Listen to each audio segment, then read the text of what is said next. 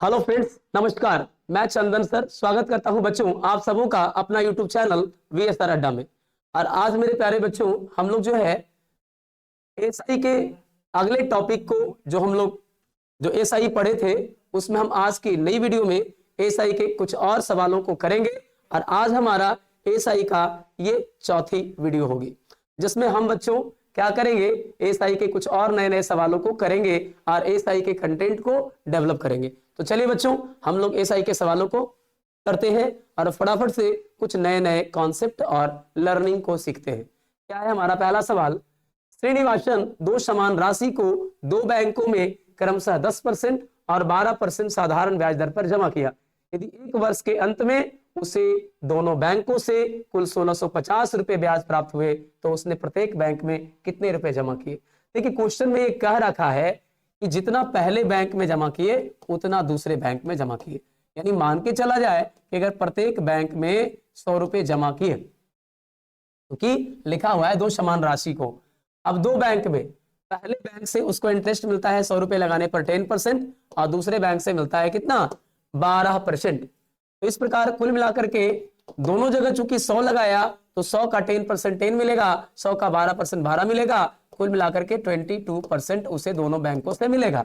और किताब कहा यदि एक वर्ष के अंत में उसे दोनों बैंकों से कुल 1650 रुपए मिले तो 1650 वैल्यू किसकी है, 22 की। तो कहता है कि बताइए कि उसने प्रत्येक बैंक में कितने रुपए जमा किए। तो बच्चों प्रत्येक बैंक में तो इक्वल राशि 100 रुपए जमा किए। 11 दूना 22, क्या करेंगे भाई, 11 एकम 11, 11 पचे 55, ये आ गया 150। 2 से काटेंगे 75 और 75 को 100 से गुना करेंगे 7500। इसका मतलब उसने प्रत्येक बैंक में 7500 रुपए जमा किए थे। बच्चों कोई दिक्कत नहीं होना चाहिए। चलिए अपने अगले सवाल की तरफ चलेंगे। किसी राशि का साधारण ब्याज मूलधन का 4/9 भाग है। यदि साधारण ब्याज का वार्षिक दर तथा अवधि के वर्ष का समान हो तो ब्याज दर क्या है।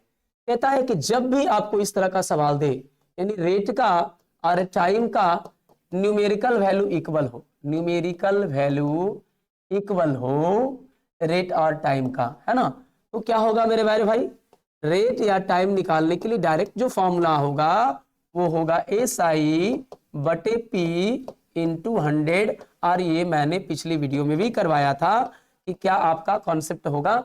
तो जब भी इस तरह का सवाल देता है कि साधारण ब्याज मूलधन का इतना है, इतना बटे इतना है, तो उस केस में जब भी ये लैंग्वेज और रहेगा कि साधारण ब्याज की दर और अवधि के वर्ष समान है तो डायरेक्ट रेट और टाइम के इक्वल होने के केस में क्या होगा, रेट या time is equal to √SI upon P into 100। और आप पढ़ोगे तो पता चलेगा मूलधन का के नियम से 9 है और SI 4 है, यानी SI बटा P का वैल्यू ही है दिया 4/9 और गुना 100। तो बच्चों 4/9 का तो आ गया 2/3 वर्गमूल और 100 का आ गया 10, यानी 20/3। जिसको तोड़ोगे तो अगर प्रतिशत के रूप में आंसर पूछा है यानी रेट पूछा, अगर टाइम पूछता तो 6.2/3 वर्ष होता। अब 20/3 का मतलब होता है 6.2/3%। ये आपका करेक्ट आंसर हो गया ऑप्शन बी, और ऑप्शन बी ही इस सवाल का करेक्ट आंसर है सर। अगला कहता है कौन सी राशि पर साधारण ब्याज 6 महीनों में 4% वार्षिक ब्याज की दर से 150 रुपए ब्याज होगा। देखिए कितना इजी सवाल है, बस यहाँ पे 6 महीने बात किया। रेट क्या बताता है पता है, रेट बताता है कि 100 रुपए में एक साल में 4 रुपए मिलेंगे।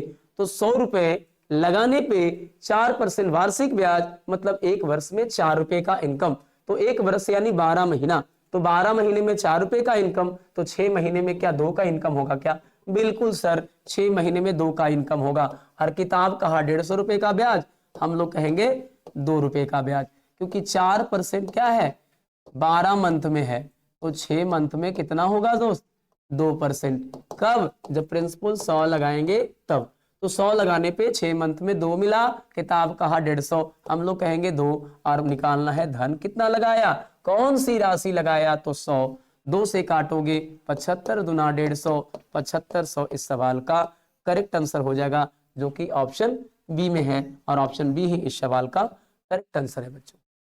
अगला क्या है सर, दो स्रोतों से 1500 रुपए, यानी पहले में भी लगाया 1500 और दूसरे में भी लगाया 1500, और दोनों धनराशि को कितने समय के लिए लगाए रखा, इसको और इसको दोनों, तो सर टाइम 3 वर्ष के लिए इन्वेस्ट किया। लेकिन कहता है कि 1500 रुपए दो स्रोतों से, यानी पहले स्रोत में भी 1500, दूसरे स्रोत में भी 1500, और 3 वर्षों के पश्चात मिले साधारण ब्याजों में 13.5 रुपए का अंतर है, तो उनकी ब्याज दरों में क्या आभार अंतर है, क्या अंतर है। तो बच्चों ऐसा करो कि पहला अगर R1% पे लगाया होगा और दूसरा अगर R2% पे लगाया होगा, तो SI का फॉर्मूला होता है P into R into T upon 100। अब देखिए P दोनों जगह सेम लगाया 1500 रुपया, टाइम दोनों जगह का सेम है, तो एक जगह क्या करिएगा P इंटू टी बटा 100 कॉमन कर लीजिएगा, तो P इंटू टी, तो P 1500, टाइम दोनों जगह 3 साल और 100 दोनों में कॉमन।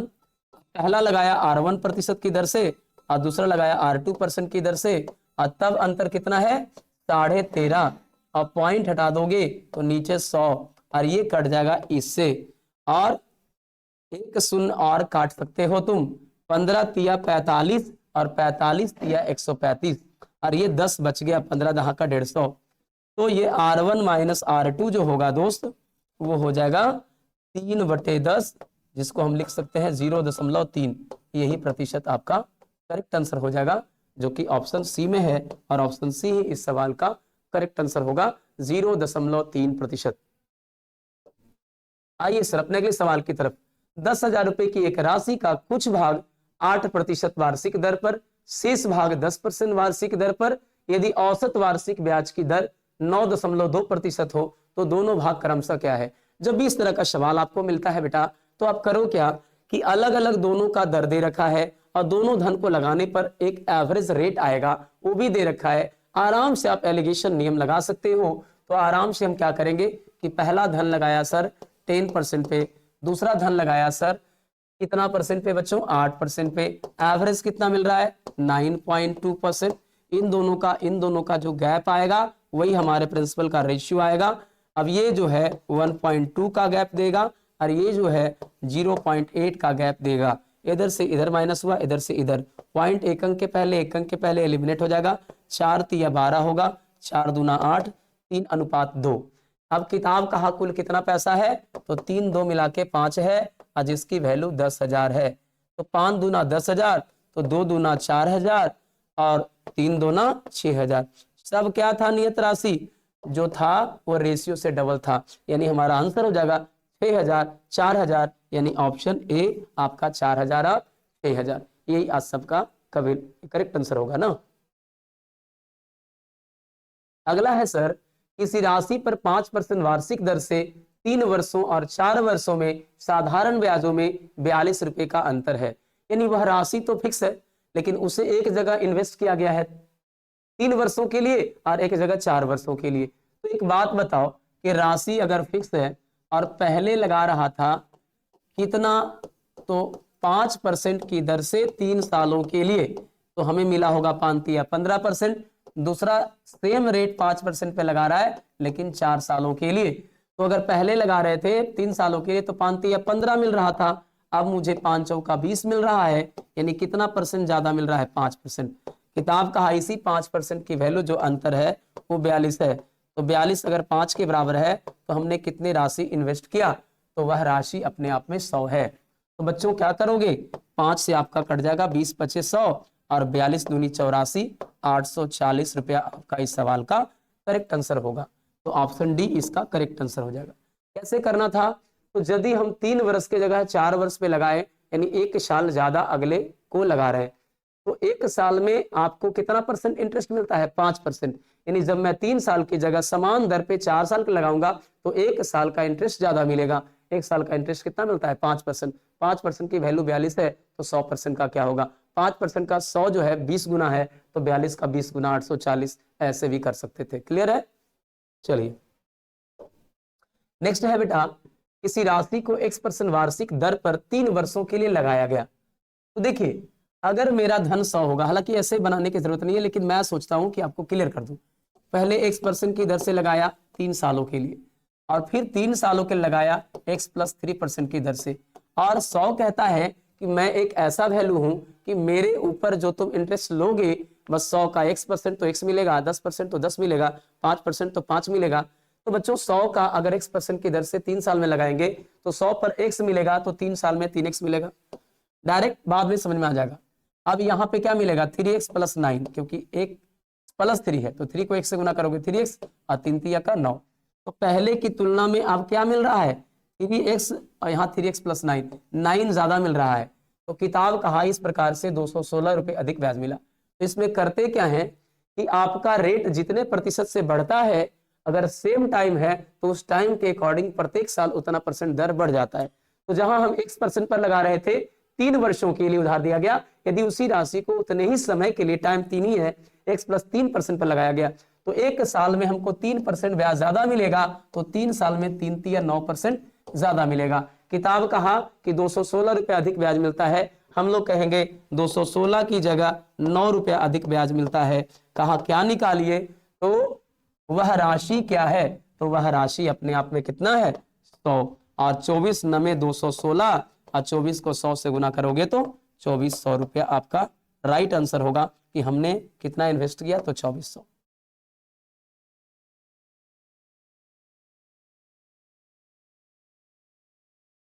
चलिए बच्चों अपने अगले सवाल की तरफ चलते हैं। कहता है बेटा कि कोई राशि साधारण ब्याज की दर पर 4 वर्षों में 2600 और 7 वर्षों में 350। एक बात मैं बता दूं कि जब धन फिक्स हो तो हम 4 साल की जगह अगर 7 साल लगा रहे हैं तो हमको क्या है 3 साल ज्यादा लगा रहे हैं, तो आप जितना ज्यादा समय के लिए लगाएंगे उतने साल का ब्याज बढ़ेगा। तो हमारा जो मिलना चाहिए 2600 4 साल में वो मिल रहा है 3050। तो देखिए 2600 और 3050 में कितने का अंतर है, तो 3050 माइनस 2600, तो 3050 मिल रहा था कब, जब 7 साल के लिए लगा रहे थे तब, और 4 साल के लिए पहले लगाए थे तो 7 में से 4 साल गया 3 साल, तो 3 साल का हम अधिक लगाते हैं तो हमें ब्याज कितना अधिक मिलता है, तो 3050 के जगह 2600 रुपए मिलते हैं। यानी कि आपको कितना 4 साल में 2600, 7 साल में 3050, यानी 3 साल ज्यादा लगाने से हमें धन क्या मिलता है 450 अधिक मिलता है। तो 3 साल का ब्याज 450 है, और अगर 4 साल का हम ब्याज निकाले तो बच्चों 3 साल का 450 तो 1 साल का 150, तो 4 साल का 150 गुने 4 यानी 600। तो बच्चों अगर मैंने किसी धन को इन्वेस्ट किया कितने समय के लिए 4 वर्षों के लिए तो 2600 रुपए मिला। ये जो मिला है ना 2600, इसमें एडिशनल चार्ज बढ़ा हुआ है, यानी SI रुपया बढ़ा हुआ है। तो बच्चों 4 साल में हमें मिला क्या था, प्रिंसिपल मिला था और प्लस 4 साल का ब्याज, तब मिला था 2600 रुपया। अब आप ही बता दो कि 4 साल का ब्याज मेरे को कितना है 600 रुपया, और तब पहुंचा है 2600, यानी हमारा मूलधन कितना रहा होगा, तो बच्चों 2000 रुपया। अब 2000 रुपया मूलधन है, लेकिन मेरे को मूलधन नहीं चाहिए, वो राशि नहीं चाहिए, हमें तो वार्षिक दर चाहिए। तो रेट निकालने के लिए जो कि परसेंटेज में होता है, तो 1 साल में मुझे कितना मिला था 3 साल में 450, तो 1 साल में 150 मिला, और कितने धन पर 2000 रुपए पर, तो 150 बटा 2000 और गुना में होगा 100। और बताओ 3 शून्य कट जाएगा क्या, बिल्कुल सर 15/2 का मतलब 7.5%। इसे चाहें आप तो मैनुअल बना सकते हैं, कैसे सर जरा बता दो मेरे को। तो बच्चों 4 साल की जगह मैं 7 साल के लगा रहा हूं तो 3 साल का ब्याज बढ़ेगा, 2600 की जगह आपको 3050 मिला, यानी 450 ज्यादा मिला। तो 3 साल का ब्याज 450 है, तो 1 साल का 150, तो 4 साल का 150 चौके 600। अब बताइए कि 4 वर्षों में 2600 मिलता है, जिसमें मूलधन भी मिलता है मिश्रधन भी, तो ब्याज तो मुझे 600 मिला है, यानी मूलधन कितना मिला 2000, तभी तो दोनों को जोड़ के 2600 आया। होता क्या है ना कि आप चाहे 4 साल लगाइए या 7 साल, मूलधन आपका फिक्स रहता है। तो मूलधन से ज्यादा जो पैसा बढ़ता है उसका 2 रीजन है, या तो कहीं ना कहीं रेट बढ़ाया गया होगा, या तो कहीं ना कहीं टाइम। तो रेट तो सेम है इस क्वेश्चन का, तो टाइम 4 वर्ष की जगह 7 वर्ष हुआ, यानी 3 साल का कहीं ना कहीं टाइम बढ़ा है, तो 3 साल में कहीं ना कहीं मूलधन तो बढ़ा नहीं, तो ब्याज की वजह से 450 बढ़ा। तो 3 वर्ष का 450, 1 वर्ष का 150, 4 वर्ष का 600, और जिसमें 2600 मिला है तो 600 तो ब्याज ही मिला है, यानी 2000 मूलधन है। अब 2000 मूलधन है, उस पर 3 साल का ब्याज 450, तो 1 साल का 150, 150 बटा 2000 गुने 100, इससे आपका रेट मिल जाएगा। क्लियर है, कोई दिक्कत नहीं होना चाहिए।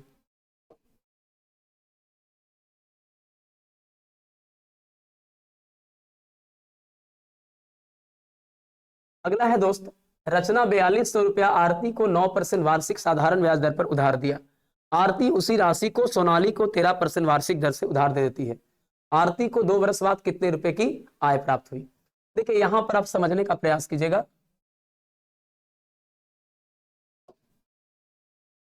यहां पे क्या करेंगे, रचना लिखेंगे बीच में। अब रचना किससे पैसा ली थी? रचना आरती को दी। रचना 4200 रुपया आरती को 9% उधार देती है। तो रचना ने पैसा दिया आरती को, कितना रुपया? 4200 रुपया, और किस परसेंट पर? 9% पर। आरती उसी राशि को किसको दे देती है? आरती उसी राशि को सोनाली को दे देती है, कितना परसेंट पर? तो 13% पर। बोलिए अब आरती को 2 वर्षों बाद कितना रुपया आय प्राप्त होगा? तो देखिए आरती यहां पे दिमाग क्या लगाती है कि पैसा लेती है रचना से 9% पर, और उसी सेम पैसे को देती है सोनाली को 13% पर। यानी रेट क्या बताता है? 1 वर्ष का इनकम। तो जहां रेट 9% है वहां रेट 13% है। यानी आरती को अगर रचना को देना पड़ेगा तो 9%, लेकिन आरती को सोनाली से देगा 13%, तो आरती को 4% क्या मिलेगा? बेनिफिट मिलेगा, क्योंकि जितना परसेंट पे ली थी उससे 4% ज्यादा पर किसी से प्राप्त कर रही है।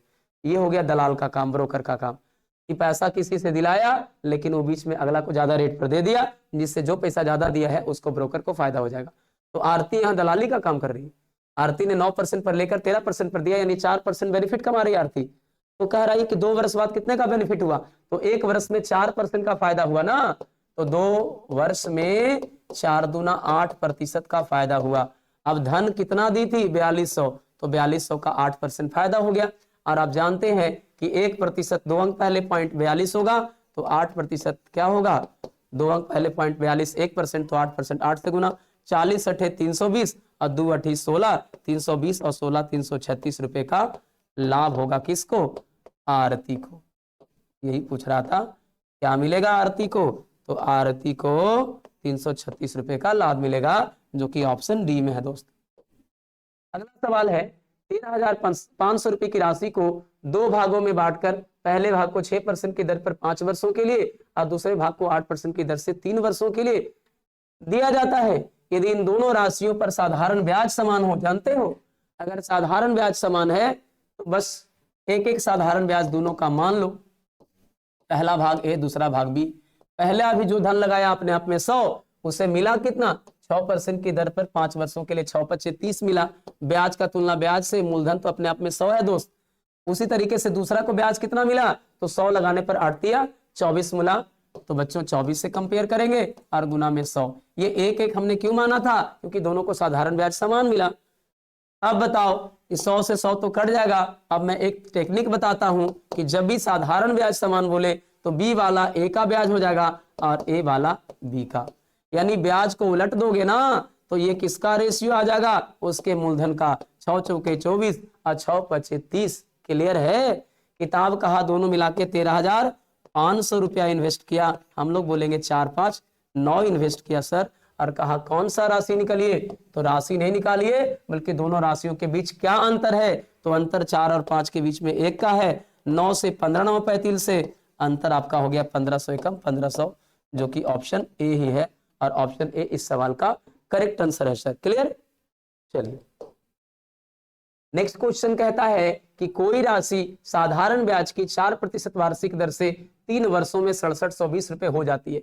जब भी हो जाती वाला वर्ड बोले ना तो समझ जाइए कि उसमें प्रिंसिपल भी है और उस पर एडिशनल चार्ज यानी जो एसआई है वो भी है, यानी वो अमाउंट है। तो बच्चों एक बात बताओ कि हो जाती है 4% की दर से 3 वर्षों में 6720 रुपया, तो 4 × 12 जुट करके 112 का वैल्यू है वो। यानी कि 100 रुपया तो पैसा लगाई थी और 4 × 12 का ब्याज हुआ, यानी 112% का वैल्यू कितना है? 6720 रुपया।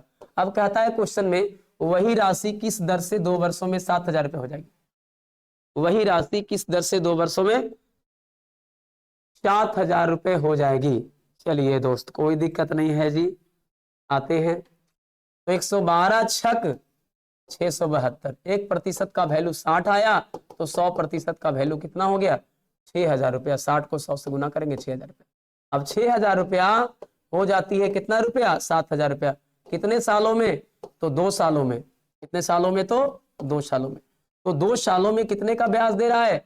तो 2 सालों में ब्याज दे रहा है 6,000 का धन होकर 7,000 हो जा रहा है, यानी 2 वर्षों में आपको कितना एक्स्ट्रा देना पड़ा? तो 6,000 के बदले 7,000, यानी आप कह सकते हो कि सर मुझे 2 वर्षों में क्या देना पड़ा? तो 6,000 के बदले 7,000, यानी 1,000 रुपया एक्स्ट्रा देना पड़ा। तो 2 वर्ष का ब्याज 1,000, तो 1 वर्ष का ब्याज 500। ये जो 500 ब्याज लग रहा है वो हमारे मूलधन पे लगता है, और मूलधन है 6,000 और गुना 100, और आप आराम से काट दो, 3 शून्य 2 शून्य और 1 शून्य यहाँ का, 2 तिया 6 और 2 पचे 10 और पचे 25 बटा में 3, और इसी के सामने 8.1/3%, इसी का परसेंटेज रेसिप्रोकल वैल्यू हो गया। कोई दिक्कत? चलिए अगला कह रहा है सर, किसी राशि पर साधारण ब्याज किसी निश्चित दर से 3 वर्ष बाद उस राशि का 40% है, यानी किसी राशि P का साधारण ब्याज उस राशि का 40%। राशि अगर 100 है तो ब्याज कितना मिलेगा? 40। वो भी कब? जब 3 साल होगा तब।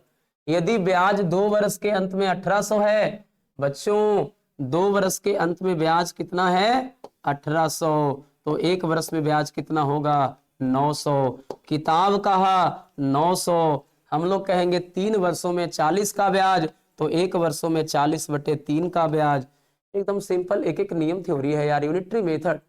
क्या था? 2 वर्ष के अंत में 1800 रुपए हो ब्याज, तो 1 वर्ष में होगा 900, और हमारा धन 100 लगाए तो 40 का ब्याज। कितने सालों में? 3 सालों में। 3 सालों में 40, तो 1 सालों में 40/3। कहा क्या निकालिए? वार्षिक ब्याज की दर निकालिए। वार्षिक ब्याज की दर निकालिए। एक मैं बात बताऊं, इस क्वेश्चन में एक चीज और छिपा हुआ था। तो क्या छिपा हुआ था सर? इस कहानी के सभी पात्र और घटनाएं काल्पनिक थी। इस कहानी का किसी घटना से कोई संबंध नहीं था। जब मुझे क्वेश्चन रेट में दे दे तो हमारा कोई रोल नहीं होता नियत राशि का। तो हमारा जो ये लैंग्वेज है, इस लैंग्वेज को हम लोग बोलेंगे ध्यान भटकाने योग्य दिया हुआ। ध्यान भटकाने के लिए दिया गया कथन, यानी इसका कोई रोल नहीं था। अब बच्चा को यही तो परेशानी होता है कि अभी इसका यूज करने लग जाता है या सोचता है इसका क्या करूं, यही मैथ में पकड़ बनाना होता है। तो यदि बच्चा को ये पता होता कि रेट जब निकालना हो, किसी का आंसर परसेंटेज में निकालना हो, किसी का अगर आंसर अनुपात में निकालना हो, तो टोटल का, नियत राशि का, रियल वैल्यू का, कांस्टेंट वैल्यू का कोई रोल नहीं होता है। तो चलिए बच्चों, रेट के लिए मुझे 3 वर्ष में 40 मिला, तो 1 वर्ष में 40/3, वो भी कब? जब 100 पे लगाए तब। और 100 पे जो 1 साल में मिलता है वही प्रतिशत कहलाता है। और इसको तोड़िएगा तो 13.1/3% होगा, जो कि राइट आंसर आपका बी हो जाएगा। चलिए दोस्त, एक आदमी 5% वार्षिक साधारण ब्याज की दर से किसी राशि को उधार दिया। चलिए, यानी 100 रुपए में हमको 5 रुपया उधार के ऊपर ब्याज देना पड़ेगा। अगर 100 रुपए उधार लिए तो 5% साधारण ब्याज का दर है, इसका मतलब 5 रुपया तो सिर्फ ब्याज देना पड़ेगा, यानी 5 रुपए सैकड़ कहलाता है देहात गांव में। 6 वर्षों के बाद ब्याज की कुल राशि उधार दी गई राशि से 140 रुपए कम थी। एक बात बताइए सर, अगर हम 100 रुपया इन्वेस्ट करते हैं या उधार लेते हैं 100 रुपया, तो हमको 1 वर्ष में कितना देना पड़ेगा? 1 वर्ष में देना पड़ेगा 6 रुपया। 5 रुपया ना, 5% है तो 5% का दर होगा। तो मुझे 100 रुपये पर 5 रुपए 1 वर्ष में देने पड़ेंगे, लेकिन कह रहा है 6 वर्षों के बाद ब्याज की कुल राशि। तो 1 वर्ष में अगर 5 देंगे तो 6 वर्ष में 6 5 30 देंगे क्या? क्योंकि यहाँ वर्ष की संख्या 6 है। तो 1 वर्ष में ना 5 दे रहे थे, तो 6 वर्ष में कितना देंगे? 6 5 30 रुपया। 1 वर्ष का ब्याज 5, तो 6 वर्ष का कुल ब्याज 30। अब कहता है कि 6 वर्षों में जो आपने ब्याज दिया वह उधार की राशि से कितना कम है? 70। किताब कहा 140 कम है, हम लोग कहेंगे 70 कम है। और कहा क्या निकालिए? वह राशि क्या थी? राशि तो अपने आप में 100 थी बॉस। 70 दूना 140 और 2 को 100 से गुना करोगे 200 रुपया। इस सवाल का उधार राशि राइट आंसर हो जाएगा 200 रुपया। अगला चलते हैं बच्चों, क्या है हमारा क्वेश्चन? ₹2375 साधारण ब्याज दर से 4 वर्षों में 3325 हो जाती है। कितने वर्षों में? 42,500 रुपया इसी दर से 53,125 रुपया हो जाएगी। कोई दिक्कत नहीं है सर। अगर 2375 रुपए की राशि है, ठीक है ना, 4 वर्षों में 3325 हो गई, तो बताइए कि 2375 4 वर्षों में 3325 हो गई, कितने का पैसा बढ़ गया? अगर 2375 है, अगर 3375 रहता तो कितने का अंतर आता? तो हम 3375 रहता तो 2375 1000 का अंतर आता, लेकिन चूंकि ये बड़ा वाला 50 कम है इसलिए 950 का अंतर आएगा। अब बोलोगे सर इतना फास्ट नहीं, 5 से 5 गया 0 और 12 में 7 गया 5। 12 कब बना? जब ये 32 बना। 32 से 23 चला जाएगा 9। यहाँ 4 वर्ष का कितना का ब्याज जा रहा है? 950 का ब्याज जा रहा है। क्लियर है ना? सारा कितने वर्षों में 42,500 रुपया इसी दर से कितना हो जाएगा? 53,125। चलिए कोई दिक्कत नहीं है। अगर 4 वर्षों में 950 तो कितने वर्षों में इसी दर से 53,125 हो जाएगी? तो पैसा कितना है अबर? 42,500। होना कितना चाहता है? 53,125। अब बताइए अगर 4 वर्षों में 950 है तो एक वर्ष में कितना होगा? 950 बटा 4, 4 यहां से भागा से लगा गुना में। अब इसको देखना है कि इसका दर क्या है, इसका दर क्या है। तो दर निकालने के लिए गुना करेंगे किससे? 2375 से, ठीक है ना। अब ये इसका दर निकलेगा। अब इसी दर पर इतना रुपया इतना हो जाएगा, तो देख लिया जाए कितने का ब्याज हो गया, कितने का आपको ये हो गया। तो टाइम निकालना है, तो टाइम बराबर ब्याज। 5 में से 0 चला गया 5 और 2 का 2, 11 में से 5 चला गया 6 और 11 से 5 गया तो ये हो जाएगा आपका 12, 12 से 2 गया तो 2 से 2 गया 0 और ये तो 4 से 4 गया खत्म। यानी हम कह सकते हैं 625 का ब्याज है ना। लेकिन यहाँ पे 5 होगा तो 5 से 4 गया 1 हो जाएगा जी, यानी कि हम कहेंगे कितना? ये आपका 1 हो जाएगा। तो क्या करना था? इसका और इसका डिफरेंस, तो 1625 हो गया।